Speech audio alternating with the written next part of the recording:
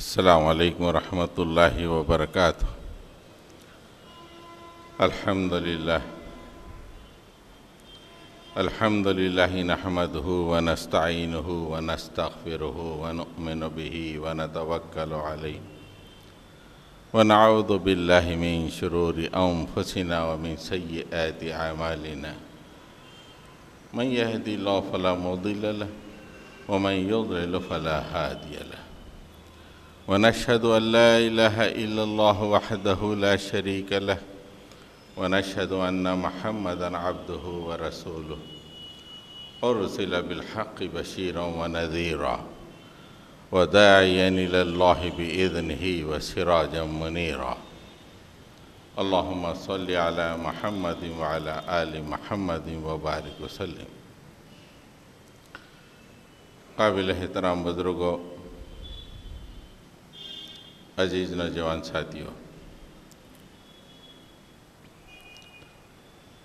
ربیع الاول کے مہینے کے ساتھ ہی اہل ایمان کے ذہن میں یہ بات تازہ ہو جاتی ہے کہ اس مہینے میں اللہ کے نبی صلی اللہ علیہ وسلم دنیا میں تشریف لائے۔ آدم کے بچوں میں سب سے عالی مرتبت اور سب سے بلند کردار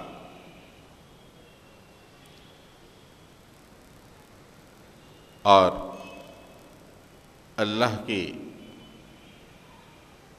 حدود کو ایک لمحہ بھی آپ کی زندگی میں پامالی کا شائبہ تک نہیں ملتا۔ ایسی ہستی اس دنیا میں تشریف لائی۔ اللہ تعالیٰ نے آپ کو روانہ کیا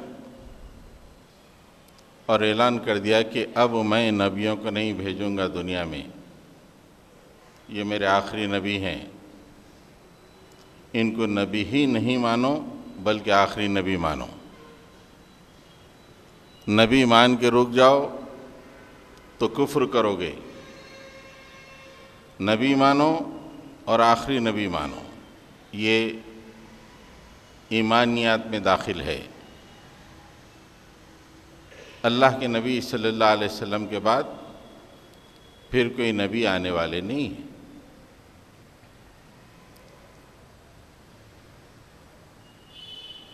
اللہ تعالیٰ نے اللہ کے نبی پر اپنی شریعت کو تکمیل کیا، اپنے راستے کو تکمیل کیا، اور انسانی زندگی جس جس شعبے میں جہد و عمل کرتی ہے، دنیا کتنی ہی ترقی کر جائے، وہ کارخانوں سے لے کر مسجدوں تک، ایوانوں سے لے کے شبستانوں تک، آدمی کی زندگی جہاں بھی ہو، اللہ کے نبی صلی اللہ علیہ وسلم نے رہنمائی فرمائی کہ اس موقع پہ تم کو ایسا رہنا چاہیے۔ منڈیوں میں رہنے کا یہ طریقہ ہے، خرید و فروخت کرنے کا یہ طریقہ ہے، بیوی کے ساتھ زندگی گزارنے کا طریقہ یہ ہے، بچوں کو پالنے کا طریقہ یہ ہے، پڑوس کے ساتھ ایسے رہو،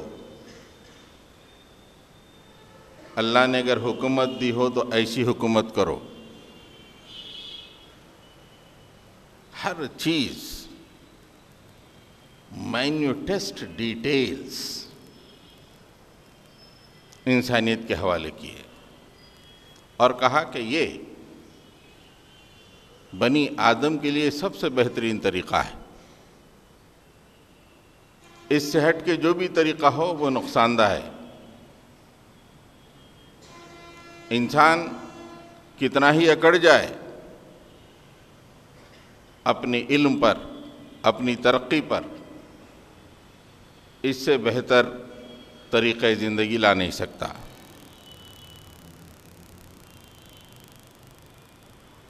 اللہ کے نبی صلی اللہ علیہ وسلم نے اپنی نبوت کی 23 سالہ زندگی کی جد و جہد کے ذریعے سے نہ ہی زبانی طور پہ لوگوں کو آگاہ کیا بلکہ عملی طور پہ بتا دیا۔ بازار ایسا ہونا چاہیے، مسجد ایسی ہونی چاہیے، نماز ایسے پڑھو، تسبیح ایسے کرو، سفیر کو بھیجنا ہو تو ایسے بھیجو، جنگ و جدال کرنا ہے تو یہ طریقہ ہے، انسانی سماج کے فیصلے کرو تو ایسے کرو۔ ہر چیز اللہ کے نبی صلی اللہ علیہ وسلم کی زندگی میں اور اسوے میں ہم کو ملے گی۔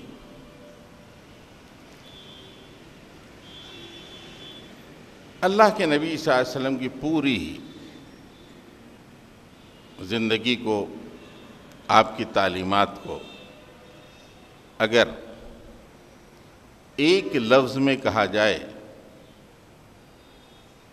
تو ہم یہ کہیں گے اللہ کے نبی نے انسانوں کو عبادت کا صحیح طریقہ بتایا،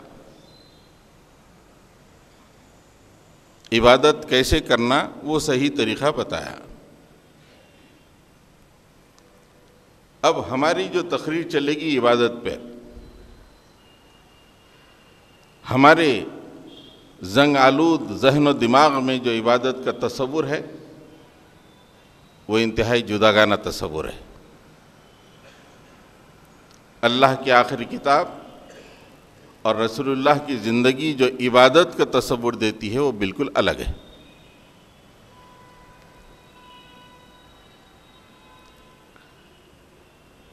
اللہ کے نبی صلی اللہ علیہ وسلم نے انسانوں کو عبادت کا طریقہ بتایا اور عبودیت کا سلیقہ بتایا۔ پوری زندگی اور پوری افکار کا نچوڑ ایک اگر لفظ میں کہا جائے تو یہ کہیں گے۔ اللہ تعالیٰ نے بھی یہی کہا قرآن مجید میں، وَمَا خَلَقْتُ الْجِنَّ وَالْإِنسَ إِلَّا لِيَعْبُدُونَ۔ ہم نے انسانوں اور جنوں کو نہیں پیدا کیا مگر عبادت کے خاطر۔ جتنے بھی انسان زمین پہ آئے اللہ کا ایک ہی مطالبہ ہے کہ عبادت گزار بنو۔ عبادت کا یہ تصور نہیں کہ وضو بناؤ اور مسجد میں نماز پڑھو اور زندگی کے کسی مرحلے میں صبح شام ایک خاموش مقام پر بیٹھ کے کچھ تسبیح و مناجات کرو۔ یہ بہت محدود تصور ہے عبادت کا۔ حضرت گرامی، اللہ کے نبی صلی اللہ علیہ وسلم نے دنیا کو عبادت کا طریقہ بتایا۔ اب ہم اس بات کو ذرا وسعت سے آپ کے سامنے پیش کریں گے۔ اللہ نے ساری دنیا کی تخلیق کی،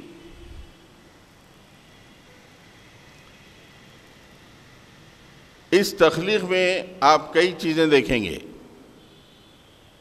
نباتات، جمادات، پہاڑ، پرندے، آسمان، زمین، فرشتے، جن، پھر انسان، ان تمام کو اللہ نے پیدا کیا۔ دنیا میں کوئی تنکا ایسا نہیں ہے جس کو اللہ نے پیدا نہیں کیا۔ ہر چیز، زمین و آسمان کی ہر چیز اللہ نے پیدا کی اور انسان کو بھی اللہ نے پیدا کیا۔ لیکن اللہ تعالیٰ نے انسان کو یوں ہی کھیل کے طور پہ پیدا نہیں کیا، جاؤ دنیا میں وہ کالج میں پڑھ لو، اچھی ڈگری حاصل کرو، امی سے آ کے بولو خوبصورت بچی دیکھیں گے، شادی ہو جائے گی کسی اچھے شادی خانے میں، پھر بچے جنو ان کو پڑھاؤ کالجوں میں، اچھے مقامات پہ پہنچاؤ اور ہمارے پاس چلے آؤ۔ یہ مقصد نہیں ہے۔ خلیفہ کا مطلب یہ ہے کہ زمین پر اللہ کا نائب، گورنر، وائس رائے۔ انگریزی لوگ اچھی اور جلدی سمجھتے ہیں، اور آج کل کے اصطلاحات تو بہت اچھا سمجھتے ہیں۔ جیسے سینٹرل گورنمنٹ کا یہاں پہ گورنر ہوتا ہے، ویسے ہی ہر انسان زمین پر عرش والے کا گورنر ہے، خلیفہ ہے، کوئی معمولی مقام نہیں ہے۔ آگے 4-5 چھوٹے موٹے اچھے کام مزے کر لیے، کچھ کھا لیے پی لیے رخصت ہو گئے، یہ کام نہیں ہے۔ Every person on the earth is the viceroy of Almighty، اللہ کا گورنر ہے۔ وَإِذْ قَالَ رَبُّكَ لِلْمَلَائِكَةِ إِنِّي جَاعِلٌ فِي الْأَرْضِ خَلِيفَةً، تمام کرو بیاں، تمام فرشتوں کو جمع کر کے اللہ تعالی نے کہا کہ اب میں زمین میں میرا نائب بھیجنے والا ہوں، خلیفہ بھیجنے والا ہوں۔ یہ کوئی طوطے کی طرح کی مخلوق نہیں ہے، یہ کوئی بکری اور بیل کی طرح کی مخلوق نہیں ہے، یہ کوئی بھی دوسرے تنکوں کی طرح نہیں ہے، یہ زمین پہ کلیئر کٹ اللہ کا گورنر، مانو یا نہ مانو۔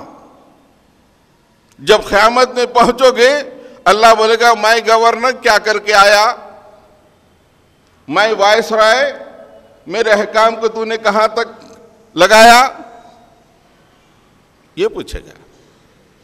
اس لیے کہ واضح طور پہ قرآن مجید کہتا ہے کہ انی جاعل فی الارض خلیفہ، میں اب زمین میں خلیفہ کو، میرے اپنے نائب کو بھیجنے والا ہوں۔ اب آپ اپنے کسی ریپریزنٹیٹیو کو یہاں سے بامبے بھیجیں، کیوں بھیجتے صاحب؟ ذرا سوچئے، بچہ بھی سوچے، بڑا بھی سوچے، بزرگ بھی سوچے، جوان بھی سوچے۔ ایک آدمی اپنے کسی دوسرے آدمی کو ریپریزنٹیٹیو بنا کے بامبے بھیجا،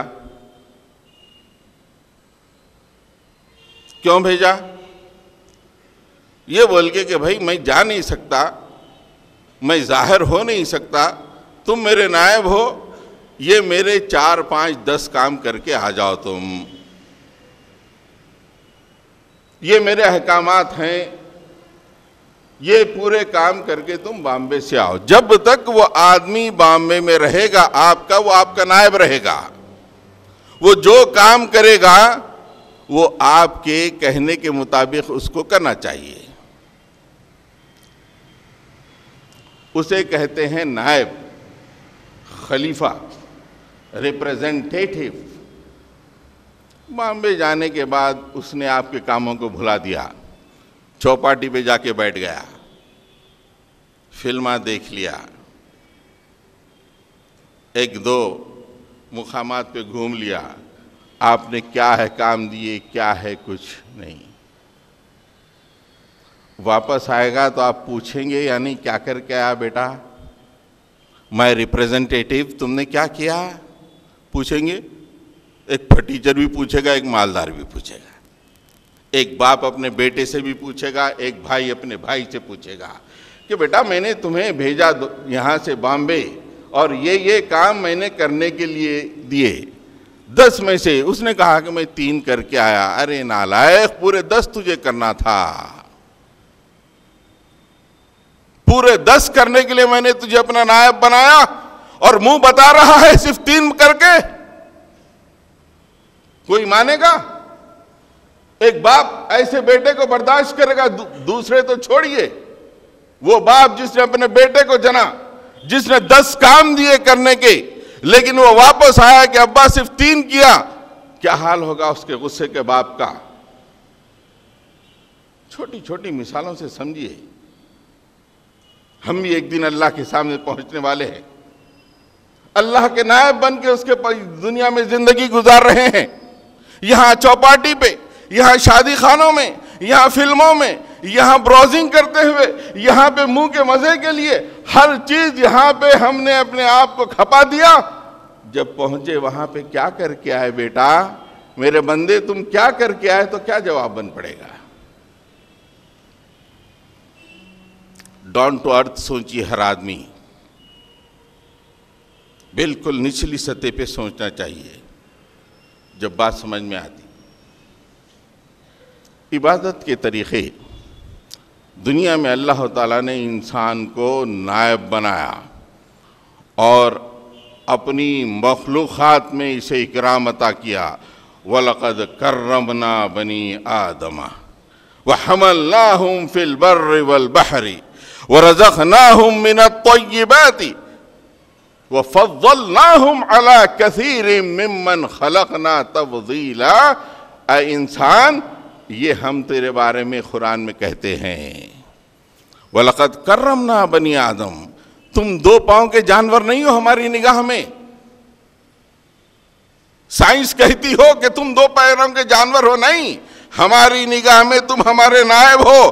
ہم نے تمہیں زمین میں اکرام عطا کیا، وَلَقَدْ كَرَّمْنَا بَنِي آدَم، ہم نے پورے بنی آدم کو کرامت عطا کی، اسے شرافت عطا کی، باوقارت بنا دیا اسے ہم نے۔ تم نے سائنسداں کے کہنے کے مطابق بندر کو اپنا باپ اور دادا بنا لیا اور پوری زندگی بندروں کی طرح گزار رہے ہو، ہمارے احکامات کو بھلا دیے ہو۔ جنہوں نے بندروں کو اپنے دادا بنایا، ان سے متاثر ہو کے اپنی زندگی کو بھی ویسے ہی ڈھال رہے ہو۔ سنو ہم آخری ورڈکٹ میں قرآن مجید میں تمہارے بارے میں کیا کہتے ہیں۔ ہم تمہیں زمین پر شرافت عطا کیے ہیں، اکرام عطا کیے ہیں، اور ہماری نعمتوں کا کیا اندازہ لگاؤ گے؟ زمین میں چلنے کے لیے، سمندروں کے سینوں کو پھاڑنے کے لیے ہم نے تمہیں سواریاں عطا کی۔ قرآن جب نازل ہو رہا تھا، جب سائنس اتنی ترقی نہیں کر گئی تھی، اب تو آسمان پر اڑتا ہے انسان، اس وقت کے انسان کے لیے اللہ نے کہا کہ زمین اور سمندر میں ہم نے سواری عطا کی۔ پھر ہم نے تمہیں کھانے کے لیے بہترین چیزیں عطا کی، اور اپنی بہت ساری مخلوق پر تمہیں فضیلت عطا کی۔ کتنی مخلوق ہے، جہاں بھی تمہاری نگاہ جائے گی اس مخلوق پہ تم فاضل ہو، ان سے بہتر ہو۔ یہ تمہارا مقام ہے ہمارے پاس۔ کبھی سمجھا ہے تم نے اس مقام کو؟ اس دنیا کی چکچون نے اس مقام کو بھلا دیا۔ تم ایسے نیچے گرے کہ اسفل السافلین میں چلے ہی جا رہے ہو۔ ہم نے جس مقصد کے لیے تمہیں دنیا میں اتارا، ہماری عبادت کے لیے، اس مقصد کو تم بھول چکے ہو۔ اب ساری دنیا میں اللہ کی جو مخلوق ہے زمین و آسمان میں، اگر اس کو صرف 2 حصوں میں تقسیم کیا جائے تو ایک خلیفہ ہوگا انسان، اور دوسری مخلوق پوری زمین و آسمان میں۔ اب عبادت کا تصور سمجھیے، اور ہمارے ذہن میں عبادت کا کیا تصور ہے؟ زمین و آسمان میں جو کچھ ہے وہ کر رہے ہیں جو ہمارے عبادت کا تصور ہے۔ اللہ تعالیٰ ارشاد فرماتے ہیں، تسبح لہ السماوات السبع والارض ومن فیہن وَإِن مِّن شَيْءٍ إِلَّا يُسَبِّحُ بِحَمْدِهِ وَلَكِن لَّا تَفْقَهُونَ تَسْبِيحَهُمْ۔ اللہ تعالیٰ فرماتے ہیں تُسَبِّحُ لَهُ، اللہ کی تسبیح بیان کر رہی ہے، خلیفہ نہیں۔ کون؟ تُسَبِّحُ لَهُ، اس کی تسبیح بیان کر رہی ہے ساتوں آسمان، السماوات السبع، 7 آسمان، والارض اور زمین، ومن فیہن اور ان کے درمیان جو کچھ ہے، سب اللہ کی تسبیح بیان کر رہی ہے۔ وَإِن مِّن شَيْءٍ إِلَّا يُسَبِّحُ بِحَمْدِهِ، ٹیک اینی تھنگ، آسمان و زمین میں کوئی ایک چیز لے لو، الا یسبح بحمدہ، وہ اللہ کی تسبیح اور حمد بیان کر رہا ہے، مگر تمہارا حال یہ ہے کہ تم اسے نہیں جانتے۔ وَلَكِن لَّا تَفْقَهُونَ تَسْبِيحَهُمْ، یہ پتھر اس وقت تسبیح کر رہا ہے، معلوم نہیں ہے اس کی تسبیح۔ مائک تسبیح کر رہا ہے، معلوم نہیں ہے۔ پرندے تسبیح کر رہے ہیں، معلوم نہیں ہے۔ ایک ایک دن کا زمین و آسمان کا تسبیح کر رہے ہیں۔ وَلَكِن لَّا تَفْقَهُونَ تَسْبِيحَهُمْ، انسانوں تم ان کی تسبیح نہیں جانتے۔ غیر خلیفہ کی تسبیح اور نماز ایسی ہے، یہ ہمارا جو عبادت کا تصور ہے وہ انسان سے ہٹ کے دنیا کی ہر چیز انجام دے رہی ہے۔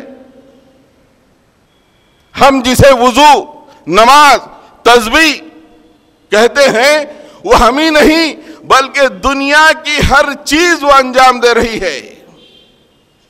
آئیے سورہ نور میں اللہ تعالیٰ فرماتے ہیں أَلَمْ تَرَ أَنَّ اللَّهَ يُسَبِّحُ لَهُ مَنْ فِي السَّمَاوَاتِ وَمَنْ فِي الْأَرْضِ أَلَمْ تَرَ أَنَّ اللَّهَ يُسَبِّحُ لَهُ مَنْ فِي السَّمَاوَاتِ وَالْأَرْضِ وَالطَّيْرُ صَافَّاتٍ كُلٌّ قَدْ عَلِمَ صَلَاتَهُ تَسْبِيحًا۔ کیا تم نے دیکھا نہیں؟ زمین و آسمان کی ہر چیز اللہ کی تسبیح بیان کر رہی ہے۔ آسمان و زمین کی ہر چیز تسبیح بیان کر رہی ہے۔ وہ طیر صافات، ذرا آسمان پہ نگاہ اٹھا کے دیکھو، جو پرندے پر پھیلائے ہوئے ہیں وہ بھی تسبیح بیان کر رہے ہیں۔ کلن، ہر ایک، قد علما، جانتا ہے، صلاتہ، تسبیحہ، اپنی نماز اور اپنی تسبیح، اپنی نماز اور اپنی تسبیح ہر چیز جانتا ہے۔ تسبیح تو ہر چیز کر رہی ہے، نماز تو ہر چیز پڑھ رہی ہے۔ پھر آپ ہمیں بتائیے خلیفہ میں دوسری چیزوں میں کیا فرق ہونا چاہیے؟ کچھ ہونا چاہیے نا۔ وَلَقَدْ كَرَّمْنَا بَنِي آدَمَ، اللہ نے بڑی شان سے کہا، ہم بھی شان سے اس کو ایکسپٹ کیا۔ ہاں ہم کو تو نے خلیفہ بنا لیا۔ عبادت کا وہی تصور، نباتاتی تصور، جماداتی تصور، ہم بھی وہی عبادت، وہی تصور لیے ہوئے زندگی گزار رہے ہیں۔ عبادت کا مطلب یہ ہے کہ وضو بناؤ، نماز پڑھو، کچھ تسبیحات کر لو، یہ ہے عبادت۔ پھر وائسرائے کہاں رہے؟ یہ تو تنکا کر رہا ہے جس پہ آپ کو اللہ نے فوقیت دی ہے۔ یہ تو پیڑ پودے انجام دے رہے ہیں، یہ وہ پرندے کر رہے ہیں صلاۃ و تسبیح۔ صلاۃ یعنی نماز، ہر چیز نماز جانتی ہے۔ آئیے سورہ حج میں اللہ تعالیٰ ارشاد فرماتے ہیں أَلَمْ تَرَ أَنَّ اللَّهَ يَسْجُدُ لَهُ مَنْ فِي السَّمَاوَاتِ وَمَنْ فِي الْأَرْضِ وَالشَّمْسُ وَالْقَمَرُ وَالنُّجُومُ وَالْجِبَالُ وَالشَّجَرُ وَالدَّوَابُ وَكَثِيرٌ مِّنَ النَّاسِ وَكَثِيرٌ حَقَّ عَلَيْهِ الْعَذَابُ۔ کتنا گامٹ، یہ تمام کے تمام اللہ کے لیے سجدہ کر رہے ہیں۔ تو نائب، وہی عبادت کا تصور. الم تر ان اللہ یسجد لہ، کیا تم نے دیکھا نہیں زمین و آسمان کی ہر چیز اللہ کے لیے سجدہ کر رہی ہے. اور پھر کلیئر کٹ بتا دیا کون کون سی چیزیں گنائی. پہلے تو کہہ دیا کہ ہر چیز، پھر اس کے بعد ایک ایک کا تذکرہ کیا. والشمس، سورج اللہ کو سجدہ کر رہا ہے. والقمر، چاند اللہ کو سجدہ کر رہا ہے. آسمان پہ پھیلے ہوئے تارے تمام کے تمام اللہ کو سجدہ کر رہے ہیں. اب زمین پہ آؤ، یہ بڑے بڑے پہاڑ، ہمالیہ سے لے کے پامر کی چوٹیاں، چھوٹے نوبت پہاڑ سے لے کے ایک چھوٹا سا ٹیلا، ہر چیز اللہ کے سامنے سجدہ ریز ہے. والشجر، جتنے پیڑ پودے زمین کے سینے پہ دکھائی دیتے ہیں سب سجدہ ریز ہے. والدواب، زمین کے سینے پہ چلنے والے تمام جاندار سجدہ کر رہے ہیں. اور انسانوں میں سے اکثریت سجدہ کر رہی ہے، اور وہ جن پہ اللہ تعالیٰ نے اپنے عذاب کا فیصلہ چسپاں کر دیا وہ بھی سجدہ ریز ہیں. کہاں دنیا کی ہر چیز اپنی صلاۃ و تسبیح اور سجدوں میں مصروف ہے. Where is the difference between the viceroy and the others? وَلَقَدْ كَرَّمْنَا کے مقام بلند پہ ہم کہاں ہیں؟ یہی صحیح تصور عبادت بتانے کے لیے اللہ کے نبی صلی اللہ علیہ وسلم تشریف لائے. اے انسان، صحیح تصور عبادت یہ ہے. سورہ بقرہ میں آپ آئیے، اس کو تھوڑا سا سمجھے تو معلوم ہو جائے گا کہ واقعی اللہ تعالیٰ ہم کو کیوں پیدا کیا. خالی یہ چند سجدوں کے لیے، زبان کو تسبیح میں ہلانے کے لیے پیدا نہیں کیا جو ہماری عبادت کا تصور ہے. بچہ 5 وقت نماز پڑھتا، بہت شریف، فوری نکاح طے ہو جاتا. بچے کے گھر کے بازو فواحش کا طوفان چل رہا ہے، کوئی فرق نہیں پڑتا. بچہ جس بستی میں ہے شیطان کی حکمرانی چل رہی ہے، بچے سجدہ کر رہا ہے، شادی کر دو. شریف، یہ عبادت کا ہمارا تصور اللہ کے نبی صلی اللہ علیہ وسلم کے عبادت کے تصور سے انتہائی مغایر. یہ تو نباتات کا تصور عبادت ہے، چاند و سورج کا تصور عبادت ہے، پرندوں اور پودوں کا تصور عبادت ہے، زمین کے تنکوں کا تصور عبادت ہے. اللہ کے زمین پہ خلیفہ اور وائس رائے کا تصور عبادت انتہائی وسیع، جس کو اللہ کے نبی نے اپنی 23 سالہ زندگی میں بتا دیا، یہ ہے عبادت. سورہ بقرہ میں اللہ کے نبی سے اللہ تعالیٰ فرماتے ہیں وَإِذْ قَالَ رَبُّكَ لِلْمَلَائِكَةِ إِنِّي جَاعِلٌ فِي الْأَرْضِ خلیفہ. پورے فرشتوں کو جمع کر کے اللہ تعالیٰ نے فرمایا کہ اب میں زمین پہ میرے اپنے نائب کو بھیجتا ہوں. فرسٹ ریاکشن فرشتوں کا کیا تھا دیکھیے، اس سے تھوڑا سا اس کو انالائز کرے تو معلوم ہوگا کہ ہمارے پیدا کرنے کا مقصد کیا ہے اللہ کا. فرشتوں نے کہا قالوا اتجعل فیها من یفسد فیها ویسفک الدماء ونحن نسبح بحمدک ونقدس لک. اے اللہ، ایسے آدمی کو زمین پہ آپ اپنا خلیفہ بنائیں گے جو زمین میں فساد برپا کرے گا اور خون خرابہ کرے گا؟ اور اس موقع پہ فرشتوں نے اپنے عبادت کے تصور کو اللہ کے سامنے پیش کیا. وَنَحْنُ نُسَبِّحُ بِحَمْدِكَ وَنُقَدِّسُ لَكَ. مالک، تیری تسبیح، تیری تحمید، تیری تقدیس تو ہم بیان کر ہی رہے ہیں اور بہتر بیان کر رہے ہیں نا.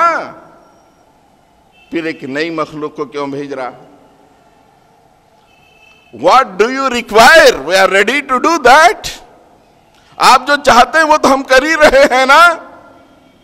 پھر ایک نئی مخلوق کو کیوں زمین پہ بھیجتے ہیں؟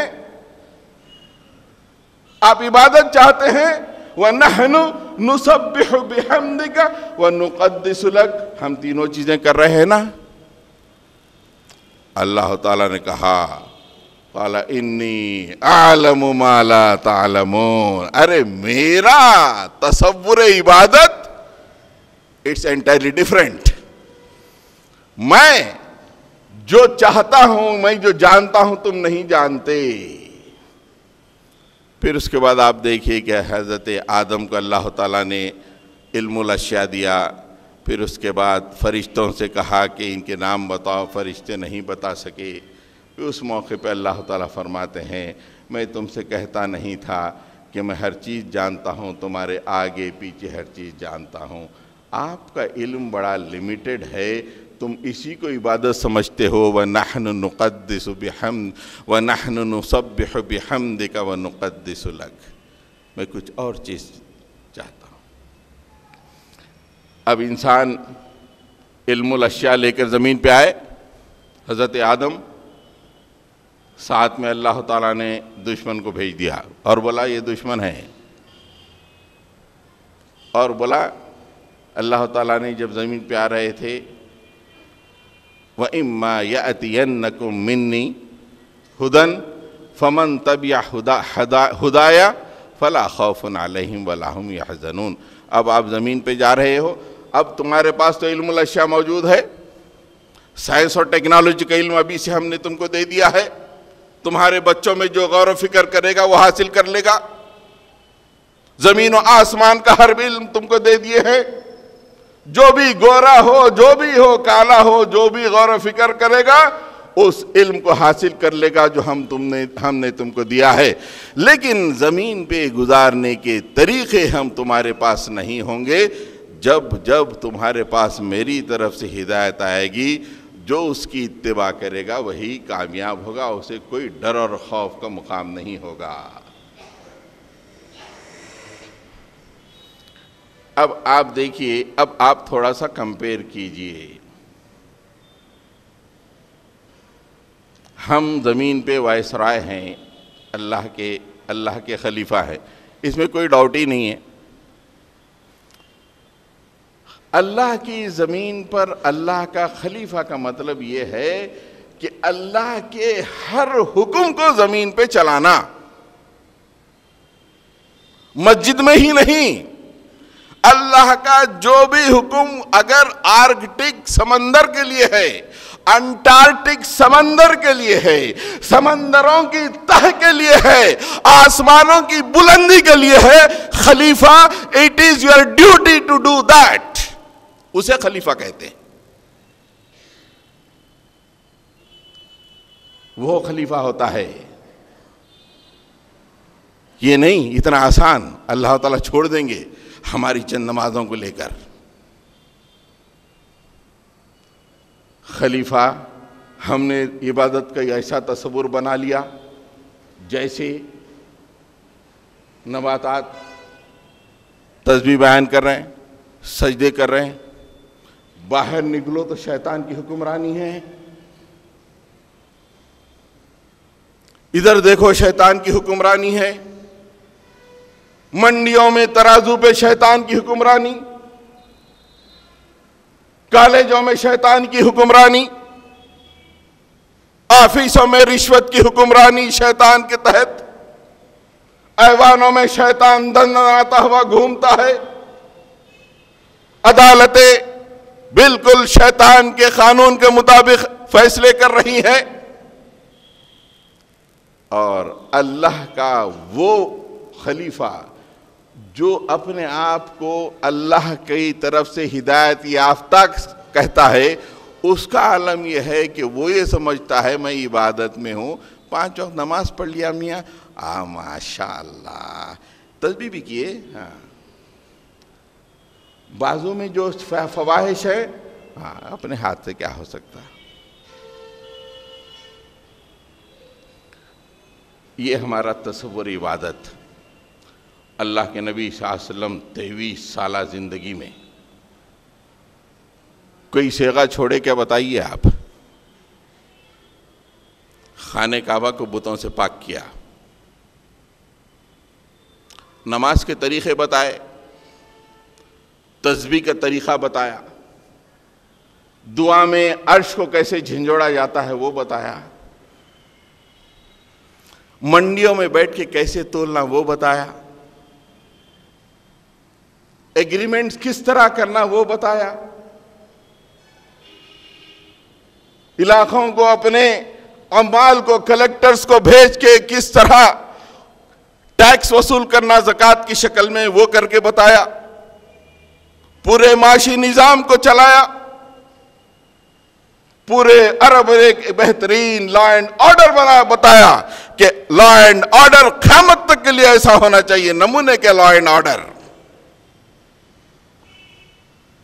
یہ پوری عبادت ہے.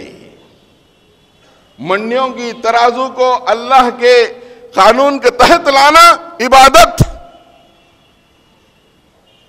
ایک اجنبی لڑکی کے ساتھ اللہ کے بتائے ہوئے طریقے کے مطابق شادی کرنا عبادت اور نکاح کہلاتا ہے.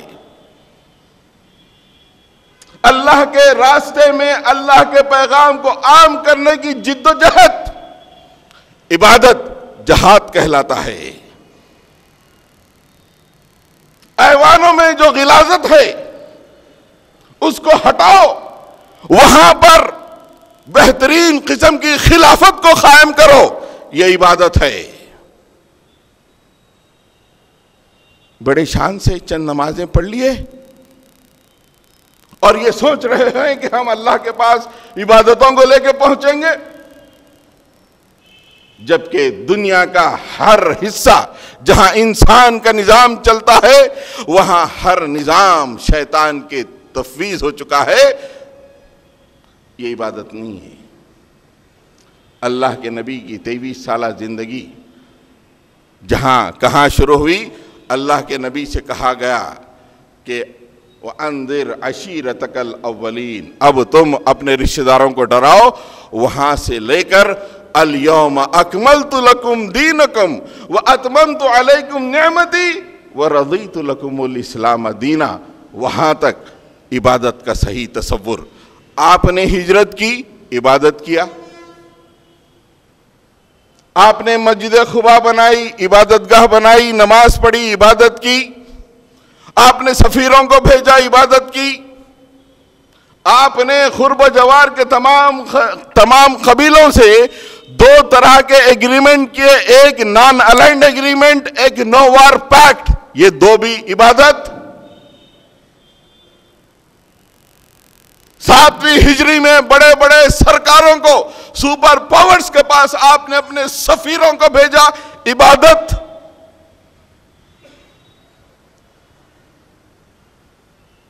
بدر حنین کے مار کے عبادت. بیوی کے ساتھ رات میں قیام کرنا عبادت. پڑوسی کے ساتھ اچھے تعلقات قائم کرنا عبادت. منڈیوں میں صحیح تولنا عبادت. ربا اور سود کو خرچ کر پھینکنا عبادت. انفاق و صدقات کے نظام کو قائم کرنا عبادت. اللہ اور اس کے رسول کے احکامات کے مطابق تنازعات کو فیصل کرنا عبادت. یہ کہاں کا تصور؟ یہ نباتاتی تصور عبادت کا جو ہم لے کے چل رہے ہیں. اللہ کے نبی نے جو کشادہ کیا عبادت کے تصور کو، اس لیے کیا کہ تم معمولی آدمی نہیں ہو، تم زمین پہ اللہ کے وائسرائے ہو. وائسرائے میں ہدایت یافتہ کنتم خیر امتن ہو. ایک تو پورے انسان اللہ کے خلیفہ، ان خلیفہ کی زبردست ٹولی میں ایک اٹھا، کہا کہ میں اللہ کے نبی پہ ایمان لایا. اللہ نے کہا کنتم خیر امہ، یہ میری خیر امت ہے زمین پر جو میرے کام انجام دے گی. حضرات گرامی، عبادت کے اگر نبی کریم صلی اللہ علیہ وسلم کی پوری زندگی کو نچوڑ کے عبادت کیا ہے؟ خلیفہ کی عبادت، پودے کی نہیں. پرندے کی نہیں، شجر و پہاڑ کی نہیں، خلیفہ۔ وَلَقَدْ كَرَّمْنَا بَنِي آدَمَ کی عبادت کیا، جس کو اللہ کے نبی نے بتایا کہ یہ ہے عبادت۔ دو باتیں آئیں گی، اللہ کے نبی کی پوری زندگی سے عبادت کا جو نچوڑ نکلے گا، دو باتیں۔ نمبر ایک، جب تک سانس چلتی رہی شیطان کو کہیں بھی برداشت نہ کیا جائے، nowhere on the crest of earth۔ اور دوسرا پوائنٹ، زندگی کے ہر لمحے کو اللہ کے حدود کا پابند بنایا جائے۔ یہ دو چیزیں عبادت ہے۔ اللہ کے نبی صلی اللہ علیہ وسلم کی پوری زندگی کا نچوڑ، شیطان کو آپ نے کبھی زندگی میں برداشت نہیں کیا۔ آپ کو معلوم ہے اللہ کے نبی صلی اللہ علیہ وسلم نے حجۃ الوداع کے موقع پہ جو خطبہ دیا، اس میں ایک بات یہ ہے میرے ساتھیوں، میرے صحابہ، اب شیطان مایوس ہو چکا ہے کہ اس شہر میں اس کا پھر سے تسلط ہوگا۔ شیطان اس سے مایوس ہو چکا ہے۔ خانہ کعبہ والے مرکزی شہر میں ام القریٰ میں رسول اللہ نے کہا کہ اب شیطان مایوس ہو چکا ہے، قیامت تک کے لیے یہاں پہ پھر اس کا تسلط نہیں ہوگا۔ ہاں، وہ تمہارے درمیان دراڑیں پیدا کرے گا، دشمنیاں پیدا کرے گا، تمہارے اندر انتشار پیدا کرے گا، اس سے تم بچتے رہو۔ زندگی کا ہر شعبہ، کون سا خرید و فروخت سے لے کر دوست احباب کی گفتگو تک عبادت قرار پائی۔ کون سا ایسا عمل اللہ کے نبی کی زندگی کا ہے جو ہم کہیں کہ عبادت نہیں ہے، جبکہ اللہ کے نبی صلی اللہ علیہ وسلم نے ایگریمنٹ کیے، کہہ دے کوئی کہ یہ عبادت نہیں ہے؟ اللہ کے نبی صلی اللہ علیہ وسلم نے مدینے کی حکمرانی کی، نعوذ باللہ ثم نعوذ باللہ کوئی کافر یہ کہہ دے کہ اللہ کے نبی نے یہ عبادت نہیں، اللہ کے نبی نے یہ دنیا داری چیز کی، کوئی نہیں کہہ سکتا۔ ہمت کفر کیسے کر سکتا ہے؟ آج سیاست کا یہ تصور چھی بے شک چھی سیاست، لیکن تم تو اللہ کے نائب ہو زمین پر، اس چھی کو صاف کرو۔ ایک جھاڑو والا اٹھ کے اسے صاف کرنے کی ہمت کرتا ہے؟ خیر امت اپنے ہاتھ میں قرآن اور حدیث لیے ہوئے نماز پڑھ لیا، گھر چل دیا، کھا کے سو گیا۔ کیسے ہو سکتا ہے؟ دوستو، زندگی چلے گی، سانسیں چلیں گی، ہم میں کا ہر ایک آدمی اللہ کے پاس مر کے پہنچنے والا ہے، اور ایسے نہیں پہنچے گا کوئی پرندہ بن کے پہنچا ہو، کوئی چٹان بن کے پہنچا ہو۔ ہر آدمی آدم کے بیٹے کی طرح، اللہ کے خلیفہ کی طرح پہنچے گا۔ جیسا ایک باپ اپنے بیٹے کو بامبے بھیج کر واپس آنے کے بعد پوچھتا ہے کہ میرے بیٹے you have been my representative there, کیا کیا کر کے آئے بتاؤ، میں جو بولے کرے۔ اللہ تعالیٰ ہم سے پوچھ لے، میرے وائس رائے، آپ کی نمازیں بہت خوب، لیکن آپ کے محلے میں شیطان کی حکمرانی، میرے اور تمہارے دشمن کی حکمرانی، منڈیوں میں میرے اور تمہارے دشمن کی حکمرانی، عدالتوں میں ایسے فیصلے جو شریعت کا کھلواڑ اڑا رہے تھے، ایوانوں میں ایسے تصورات جو شیطانی تصورات تھے، کیا کر کے آئے؟ کیا جواب ہوگا دوستو؟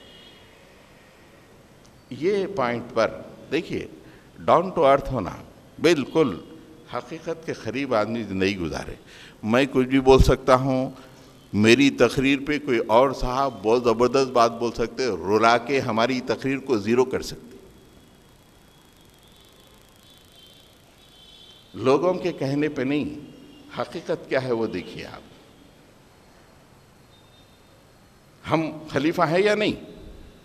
ہر آدمی ماں ہے، بے شک، اس میں کوئی شک نہیں۔ خلیفہ سے کیسا پوچھا جاتا ہے، ریپریزنٹیٹیو سے کیسا پوچھا جاتا ہے؟ اللہ تعالیٰ کیا ہم سے نہیں پوچھیں گے ایسا؟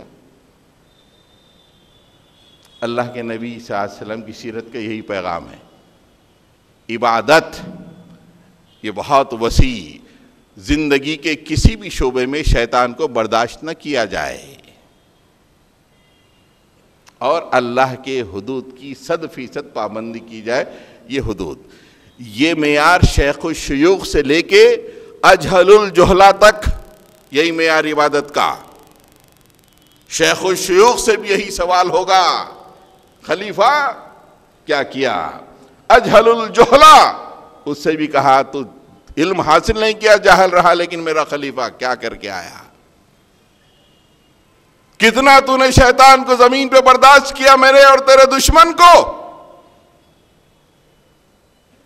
شیخ الشیوخ سے لے کے اجہل الجہلا تک ایک ہی معیار، سب ٹھہرے ہوئے اللہ کے دربار میں اپنی خلافت کا حساب دینے کے لیے۔ حضرات گرامی، عبادت کے تصور کو صحیح کیجئے۔ وہ نمازیں جو مسجد میں ادا ہوں، جس کے پڑوس میں شراب بکتی رہے، جس کے پڑوس میں ننگی برہنہ عورتوں کی ہورڈنگیں جاری رہیں، اور نماز پڑھنے والے اس کو برداشت کرتے رہیں، عبادت ناقص عبادت۔ ایوانوں میں شیطانی فیصلے ہوں، ہمارے سجدے جاری رہے، ناقص عبادت۔ ان ناقص عبادتوں کو لے کے ہم کہاں تک دنیا میں عزت کی زندگی گزار سکتے ہیں؟ آج ہم ساری دنیا میں جو ذلیل ہیں، عبادت کا صحیح تصور ہمارے پاس نہیں ہے۔ عبادت کا اگر مسلمانوں میں صحیح تصور آ جائے کہ زندگی کا ہر مرحلہ قرآن و حدیث کی روشنی میں آ جائے، وہ عبادت ہے۔ آپ جانتے ہیں، بیوی کے ساتھ ہم بستری کرنا، اللہ کے نبی صلی اللہ علیہ وسلم نے فرمایا کہ بڑا اجر ہے، عبادت ہے۔ ہم کو آپ کو تو بڑا اچنبھا ہو ہی رہا ہے، ہم سے پہلی صف والوں کو، کون سے صحابہ کو اچنبھا ہوا، رے ہاں یہ تو میں اپنی جسمانی لذت کے لیے بیوی سے مل رہا ہوں، یہ عبادت کیسے، یہ ثواب کا کام کیسے؟ اللہ کے نبی صلی اللہ علیہ وسلم نے فرمایا، اگر یہی کام تم شیطانی انداز میں کسی دوسری عورت کے ساتھ کرتے تو کیا گناہ لکھا نہ جاتا؟ بے شک۔ تو تم صحیح اللہ کے حکم کے مطابق کر رہے ہو تو کیوں نہ اجر لکھا جائے؟ یہ عبادت ہے۔ یہ تصور، گریٹر تصور عبادت کا اللہ کے نبی دیے ہیں۔ ہم نے کمپرومائز کر لیا اس تصور کے ساتھ، اور ہر آدمی کے پاس بس چند مراسم کا نام عبادت رہ گیا ہے۔ وہ عبادت ہو سکتی ہے، وہ نباتاتی عبادت کی مماثل عبادت ہے، بڑے عبادت کے تصور کا ایک چھوٹا سا جز ہے، لیکن صرف اس حد تک ہو اور باہر شیطان کو برداشت کرتے رہے، ناقص عبادت ہوگی۔ اللہ تعالی ہمیں صحیح توفیق عطا فرمائے۔ رب اغفر وارحم وانت خیر الراحمین۔ صلی اللہ تعالی علی خیر خلق محمد۔